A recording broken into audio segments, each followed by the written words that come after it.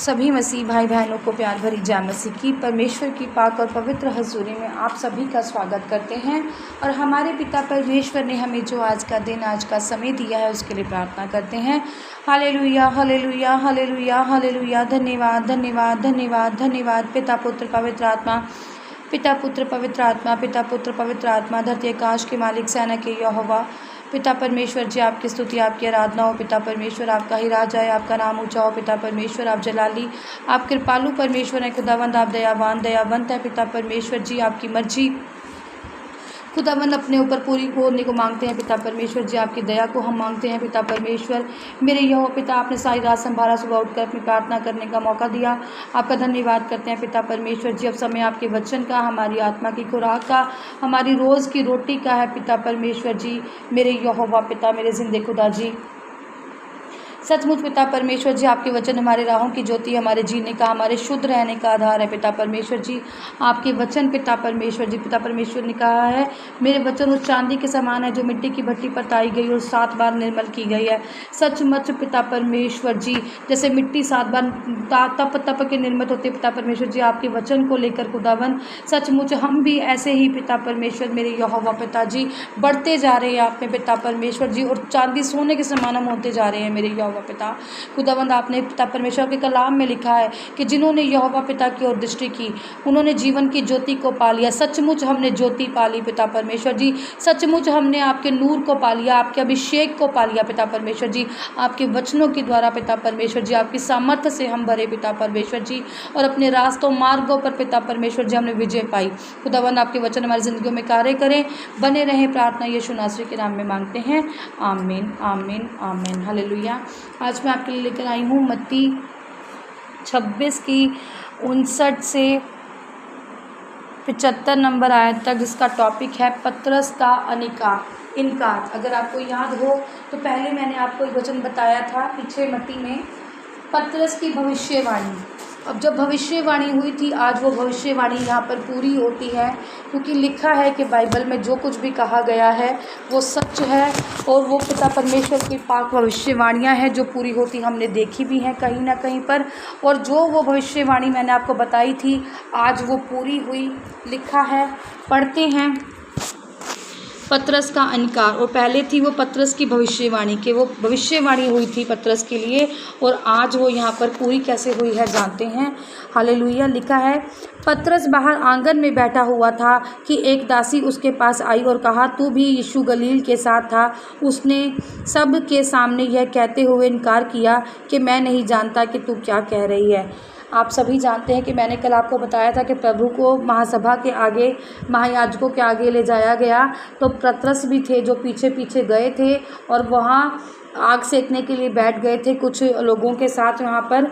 तो वहाँ पर उनमें ही परमेश्वर का जो परमेश्वर के जब पीछे पीछे ये पतरस गए, तो उन्होंने देखा जब वो बैठे थे तो वहाँ पर ही एक स्त्री आई, जहाँ बाहर वो आंगन में बैठे हुए थे। तो उस गलीली स्त्री ने कहा, उस स्त्री ने कहा कि तू भी वही है, तू भी उसी के साथ था जो जिसको यहाँ पर लाया गया है, तू उसे जानता है। तो उसने सबसे पहले इनकार किया कि नहीं, मैं उसे नहीं जानता, तू क्या कह रही है, मुझे नहीं पता। ये क्या था जो भविष्यवाणी हुई थी कि 3 बार मुर्ग की बांग देने से पहले पतरस मेरा तुम इनकार करोगे, और ये पहला इनकार करना था। हालेलुया। तब वह बाहर डेवढ़ी में गया। अब वो वहाँ से उठकर कहाँ चला गया? बाहर चला गया। हालेलुया। क्योंकि वो उसके मन में एक डर था, एक भय रहा होगा, क्योंकि जब यीशु मसीह को पकड़वाया गया, महायाजक के पास लाया गया, तो उसे ये भी डर होगा कि पता नहीं क्या सज़ा देने वाले हैं, क्या उसको बंदी बना लेंगे। तो एक जब इंसान डर में होता है तो वो लड़खड़ा जाता है, उसके बोल लड़खड़ा कर जाते हैं। आप कभी देखना कि जब इंसान झूठ बोल रहा है तो खुद ब खुद उसका झूठ सामने वाले पर प्रकट होने लगता है। हालेलुया। तो लिखा है, जब वह बाहर डेवढ़ी में गया, और दूसरी तो वो डरा होगा थोड़ा सा और बाहर आ गया होगा, और दूसरी दासी ने उसे देखकर उनसे जो वहाँ थे कहा, यह तो यीशु नासरी के साथ था। उसने शपथ खाकर फिर इनकार किया, मैं उस मनुष्य को नहीं जानता। अब जब वो आंगन से बाहर आ गया तो वहाँ पर उसको एक और दूसरी दासी मिली और उसने फिर वही दूसरी बार कहा कि तू यीशु नासरी को जानता है, मैंने तुझे उसके साथ देखा है, तू उसके साथ देखते हुए पाया गया था। पर उसने तब भी शपथ खाई और इनकार किया कि मैं उसे नहीं जानता। और ये था पतरस का यीशु का दूसरी बार इनकार करना, यीशु के प्रति यीशु को दूसरी बार इनकार करना। हालेलुया। 3 बार की बात हुई थी, 2 बार तक पतरस ने यीशु का इनकार यहाँ पर कर दिया गया है। हालेलुया। आगे पढ़ते हैं, लिखा है, तब थोड़ी देर बाद लोगों ने जो वहाँ खड़े थे पतरस के पास आकर उससे कहा, सचमुच तू भी उनमें से एक है, क्योंकि तेरी बोली तेरा भेद खोल देती है। तब वह धिक्कारने और शपथ खाने लगा, मैं उस मनुष्य को नहीं जानता, और तुरंत मुर्ग ने बांग दी। हालेलुया। अब थोड़ी जब देर हो गई, जब पतरस फिर जाकर बाहर जाकर बैठ गए होंगे, तो फिर थोड़ी देर बाद कुछ लोग वहाँ पर आए जिन्होंने देखा होगा, और नेचुरल सी बात है, देखा भी होगा जब प्रभु चलते होंगे उनके साथ साथ पतरस रहते थे, जब वो अच्छे काम कर रहे थे, जब वो चिन्ह चमत्कार दिखा रहे थे और जब वो प्रचार करते फिरते थे, तो पतरस भी साथ में उनके होता ही होगा और कहीं ना कहीं देखा पाया जाता होगा। अब जब हम सिस्टर के साथ होते हैं, सिस्टर जी की सभाएँ होती हैं, हम लोग हैं जो ये वचन पढ़ रहे हैं, सिस्टर जी ने हमें जो ज्ञान दिया है, बुद्धि दी है पिता परमेश्वर ने, हम सिस्टर जी के साथ मिलकर जो कार्य कर रहे हैं, तो आपने कभी सिस्टर जी के साथ देखा होगा और कभी आप कह दोगे कि ये वही सिस्टर है जो हिंदी का प्रचार करती हैं। और ऐसा सभा में कितनी बार हुआ भी, कई लोगों ने मुझसे पूछा भी, जब सभा हुई थी हमारी ये ईस्टर पे जब हमने सभा की थी, तो सिस्टर जी आप वही हो ना जो हिंदी का प्रचार करते हो, तो पहचाने जाते हैं, कोई बड़ी बात नहीं है, सब नॉर्मल सी बातें हैं। तो इस पर भी 2 लोगों ने पहले उसे पहचान लिया और यहाँ पर भी कुछ लोगों ने पतरस को पहचान लिया, पर पतरस ने फिर तीसरी बार उनको धिक्कारा और मना कि उनका, सचमुच तू वही है जो यीशु नासरी के साथ होता है, क्योंकि जो तेरे बोल है, जो तू बोल रहा है, जो तेरी ज़ुबान है, वो तेरा क्या कर रही है, भेद खोल रही है। अब कई बार तो होता है एक्साइटमेंट में हम कहते हैं हाँ मैं वही हूँ, खुश होकर कहते हैं कि मैं मानती हूँ कि हाँ मैं वही हूँ। और एक जब डर था, यहाँ पर क्या था, वो डर था, और डर में तो इंसान बहुत सारे भेद भी खोल देता है। तो उसका जो डर था वो उसके चेहरे पर दिख रहा होगा, उसके बोल जो थे वो डर से लड़खड़ा रहे होंगे और उनको उसका भेद हो गया कि ये वही है। कहते हैं ना, जब हम झूठ बोलते हैं तो हमारी ज़ुबान भी लड़खड़ा जाती है। जब हम डर कर कोई बात करते हैं तब भी हमें एक अंदरूना सा डर होता है जो सामने वाला पहचान लेता है। इसी तरह जब 2 बार उसने इनकार किया, तो तीसरी बार जो डर था, जो लोगों का डर था, जो उन स्त्रियों का डर था, जो उन महायाजकों का डर था, जो क्योंकि वो लोग थे ही ऐसे कि डर अपने आप हावी होता है उस समय पर। और जब 3 लोगों ने उसको पहचान लिया तो उसका जो डर था वो उसके मुंह पर, उसके ज़ुबान पर दिखने लगा। हालेलुया। क्योंकि उन्होंने पहचान लिया कि उसकी जो बोली है, उसके जो शरीर के हाव भाव हैं, तो वो उसको प्रदान कर रहे थे कि वो झूठ बोल रहा है। और वो कहने लगे कि तू उस मनुष्य के पुत्र को जानता है। पर तुरंत पतरस ने फिर क्या किया, इनकार कर दिया कि मैं सच कहता हूँ कि मैं उसे नहीं जानता, मुझे नहीं पता, मैं शपथ खाकर कहता हूँ कि मैं उसे नहीं जानता। ये क्या था, पतरस का तीसरी बार इनकार करना। और ये तीसरी बार जो उसका इनकार करना था वो जाहिर भी कर रहा था लोगों पर कि वो झूठ बोल रहा है। हालेलुया।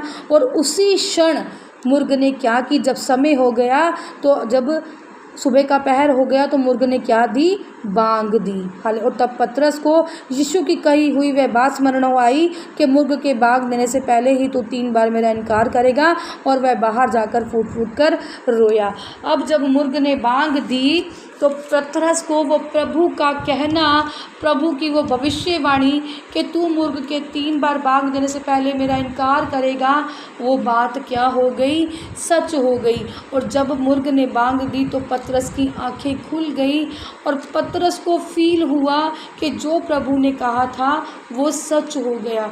और जब उसे अपनी गलती का एहसास हुआ तो वो बाहर जाकर फूट फूट कर रोया कि मैं जिस खुदा के साथ बना रहने की बातें करता था, जिस खुदा के वचनों पर चलने की मैं बातें करता था, जिस खुदा के साथ कहता था पिता परमेश्वर कोई तेरे साथ खड़ा हो चाहे ना खड़ा हो, पर मैं तेरे साथ खड़ा रहूँगा, मैं तेरा कभी इनकार ना करूँगा, मैं तुझसे कभी पीछे नहीं मुड़ूँगा। वो पतरस को जब ये याद आया कि मैंने प्रभु का 3 बार इनकार कर दिया है, तो उसे बहुत दुख हुआ और वो बहुत रोया। हालेलुया।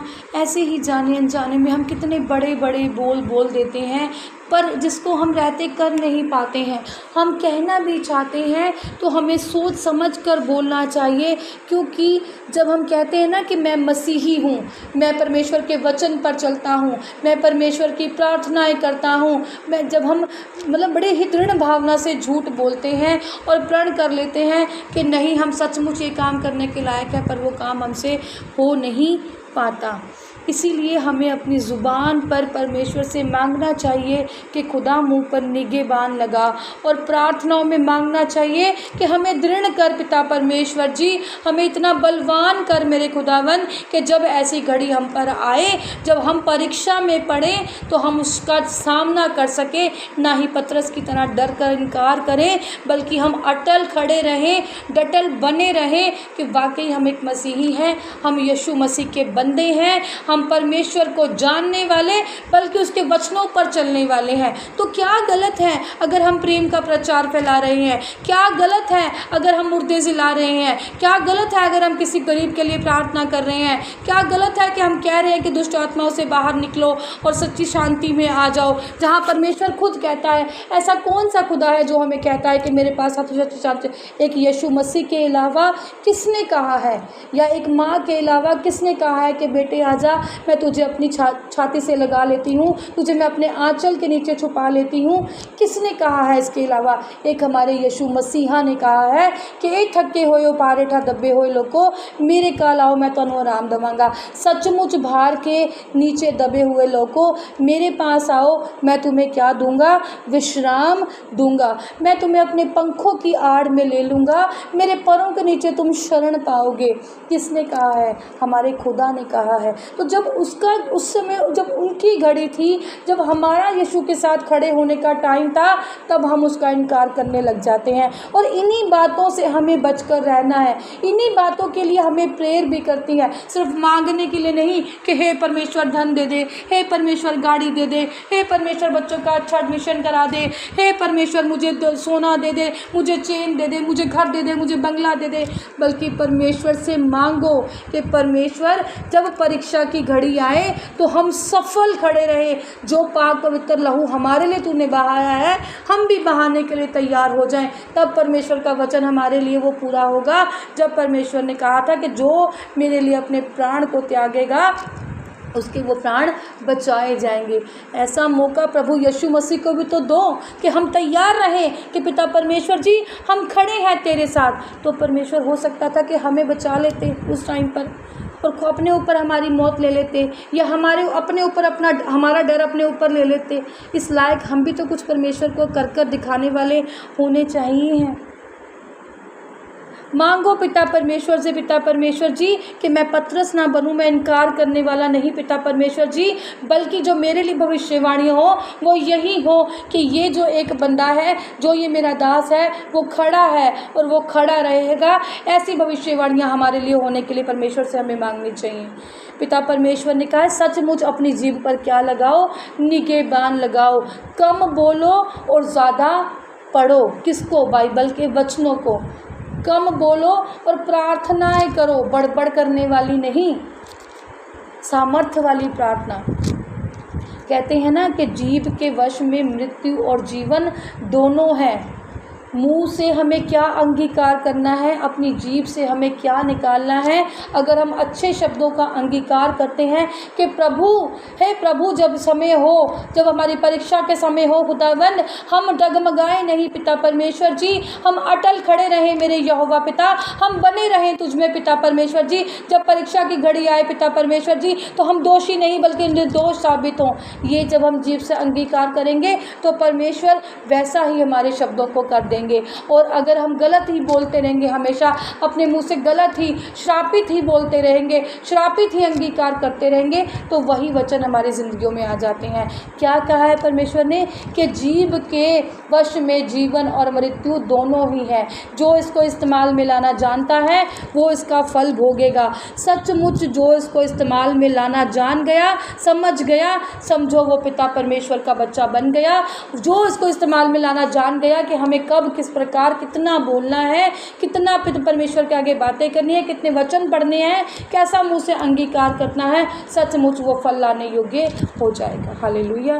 परमेश्वर इन वचनों के आधार पर आपको आशीषित करे, ब्लेस करे, आपको आगे बढ़ाए पिता परमेश्वर जी, और आप परमेश्वर में दृढ़ खड़े होने वाले हो जाओ, परमेश्वर में बने रहने वाले हो जाओ, परमेश्वर पर विश्वास में आप बढ़ो। पिता परमेश्वर के नाम में मैं प्रार्थना मांगती हूँ, जिंदे खुदा के नाम में।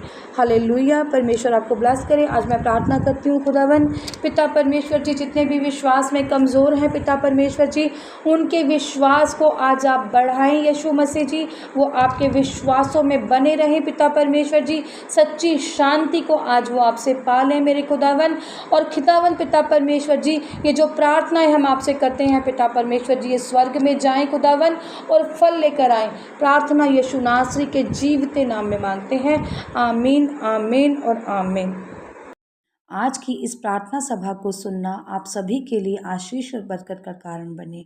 अगर आप भी सिस्टर मनप्रीत के साथ अपने परिवार की समस्याओं से संबंधित किसी भी प्रकार की बात करना या प्रार्थना करवाना चाहते हो तो इस नंबर 6280896731 पर कॉल करके या व्हाट्सएप पर मैसेज करके अपनी प्रेयर रिक्वेस्ट को लिखवा सकते हैं।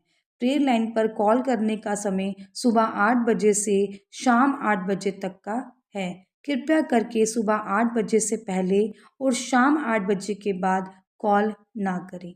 धन्यवाद। सभी को प्यार भरी जय मसीह की।